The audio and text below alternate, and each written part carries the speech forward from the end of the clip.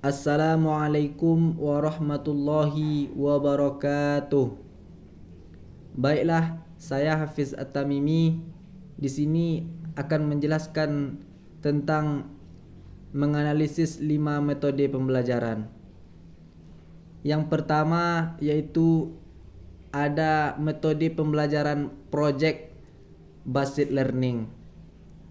Project based learning ini merupakan pembelajaran di mana siswa bebas untuk melaksanakan proyek dan menghasilkan produk kerja yang bisa dipresentasikan kepada orang lain.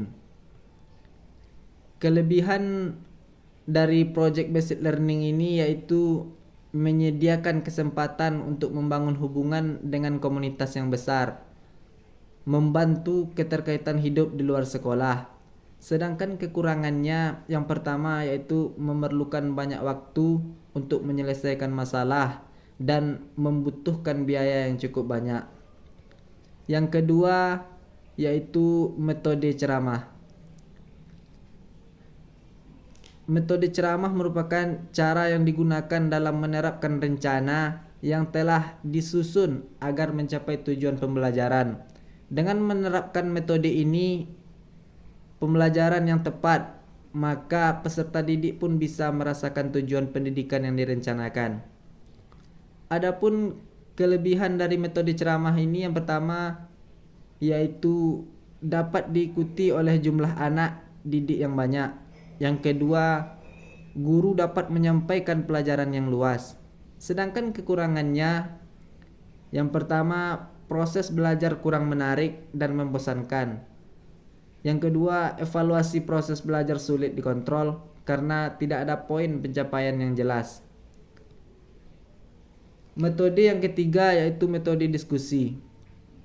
Metode diskusi merupakan metode pembelajaran yang menghadapkan siswa pada suatu permasalahan. Metode diskusi ini dapat digunakan untuk mengimplementasikan strategi pembelajaran berbasis pemecahan masalah. Jadi di metode diskusi ini yaitu tentang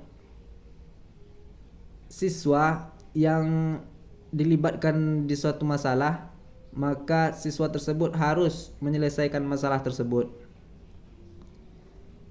Adapun kelebihannya, yang pertama dapat melatih untuk membiasakan diri bertukar pikiran dalam mengatasi setiap permasalahan. Yang kedua, dapat melatih siswa untuk mengemukakan pendapat atau gagasan secara verbal. Sedangkan kekurangannya, yang pertama, kadang-kadang pembahasan dalam diskusi meluas sehingga kesimpulan menjadi kabur. Yang kedua, dalam diskusi sering terjadi perbedaan pendapat yang bersifat emosional yang tidak terkontrol. Lanjut, metode yang ketiga yaitu metode discovery learning. Discovery learning ini merupakan metode pembelajaran yang memahami konsep, arti, dan hubungan melalui proses intuitif untuk akhirnya sampai kepada suatu kesimpulan. Discovery terjadi bila individu terlibat terutama dalam penggunaan proses mentalnya untuk mengemukakan konsep dan prinsip. Untuk menemukan konsep dan prinsip. Adapun kelebihannya dari discovery learning ini, yang pertama, melalui discovery learning peserta didik dapat mengambil tanggung jawab terhadap apa yang dilakukan, kesalahan-kesalahan dan kesimpulan yang dirumuskan. Yang kedua, merupakan cara belajar kebanyakan orang dewasa pada pekerjaan situasi kehidupan nyata. Sedangkan kekurangannya yang pertama yaitu memungkinkan timbulnya miskonsepsi jika PBM tidak dirancang secara komprehensif. Yang kedua, tidak semua peserta didik secara personal dapat terfasilitasi dalam proses penemuan. Oleh karenanya, pengelompokan yang tidak konstruktif. Adapun metode selanjutnya yaitu metode problem based learning. Problem based learning ini ialah pembelajaran yang dipusatkan pada siswa melalui pemberian masalah dari dunia nyata di awal pembelajaran, atau menurut DAK, pembelajaran ini mendorong siswa untuk mengenal cara belajar dan bekerja sama untuk menyelesaikan masalah dalam kehidupan. Adapun kelebihan dari problem based learning ini, yang pertama yaitu peserta didik didorong untuk memiliki kemampuan memecahkan masalah dalam situasi nyata. Yang kedua, peserta didik memiliki kemampuan menilai kemajuan belajarnya sendiri.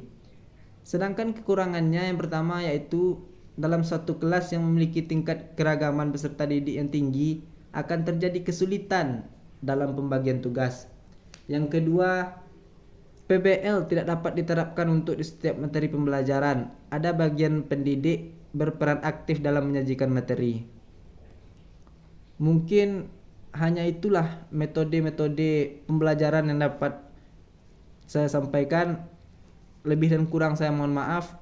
Wabillahi taufik wal hidayah. Assalamualaikum warahmatullahi wabarakatuh.